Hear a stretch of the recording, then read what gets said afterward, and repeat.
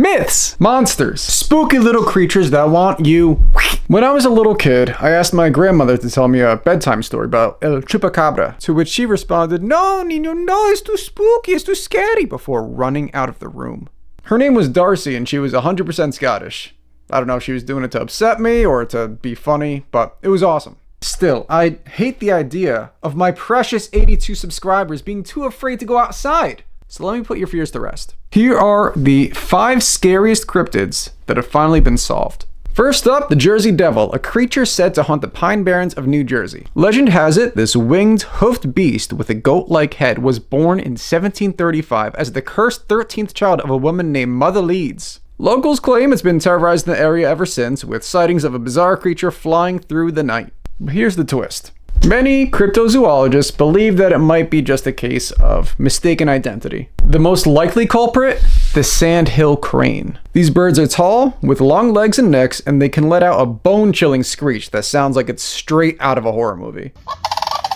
Their red foreheads and wingspans up to 7 feet could easily spook someone in the dark, especially in the foggy Pine Barrens. Back in the 1700s, when lighting was dim and imaginations ran wild, it's no wonder people thought they saw a devil. Next up, we've got El Chupacabra, the goatsucker of Puerto Rico. Since the 1990s, this reptile-like creature with spines down its back has been blamed for attacking livestock and drinking their blood.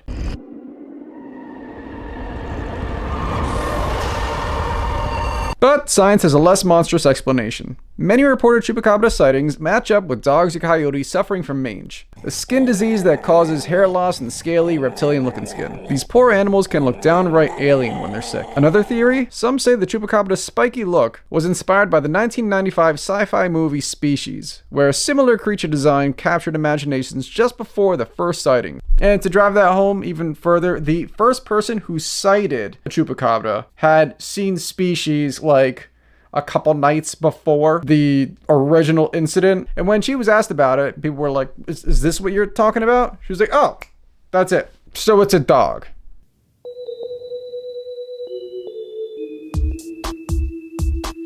I'm just a sexy chupacabra.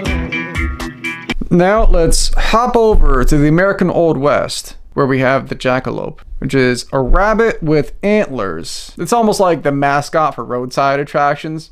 It's awesome. This critter's origins trace back to tall tales told by cowboys and hunters, with some claiming it's a hybrid of a jackrabbit and an antelope. The truth is that these sightings are probably based on people who saw rabbits infected with the Shope papillomavirus. The virus causes horn-like growths on the rabbit's head, which can look eerily like antlers. Add in some creative taxidermy from the 1930s by folks like Douglas Herrick in Wyoming, and you've got a legend that's half biology, half prank. Those fake jackalope mounts in gift shops? They've kept this myth alive for decades. Also, it doesn't even seem like that crazy of an animal to believe. Just a rabbit with antlers. It seems, I don't know. So, I think it makes sense. But don't worry, they're not gonna attack you. They're not real, okay? Next, let's slither over to the Gobi Desert, where we have the Mongolian deathworm. A creature that's supposed to be bright red, 2 feet long, spits acid, and shoots electricity. I don't want to scare you, but this one might actually be real. Nomads have feared this beast for centuries, claiming it can kill from a distance. But here's the grounded explanation. The Mongolian deathworm might just be a misidentified Tartar sand boa. These snakes live in sandy deserts and burrow underground, much like the worm in the stories. Their secretive nature and rare sightings could easily spark tales of a deadly creature. No acid or lightning needed, just the snake doing snake things in a harsh environment. Finally, we've got the Mothman, the winged humanoid with glowing red eyes that haunted Point Pleasant, West Virginia in the 1960s. Sightings peaked before the tragic Silver Bridge collapse in 1967, leading some to call Mothman a harbinger of doom. Skeptics, though, point to a much simpler explanation. An owl. Specifically a large owl like the barred owl or a great horned owl, which can have reflective eyes that glow red in the dark. Their silent flight and human-like silhouettes when perched could easily freak out witnesses at night. Combine that with the heightened emotions of a small town and some media hype, and you've got a recipe for a cryptid legend. And that's it! So there you have it, guys. Don't be afraid to go out into nature. You don't need to look under your beds anymore, okay? These things aren't real. They're not going to scare you. Maybe the Mongolian deathworm.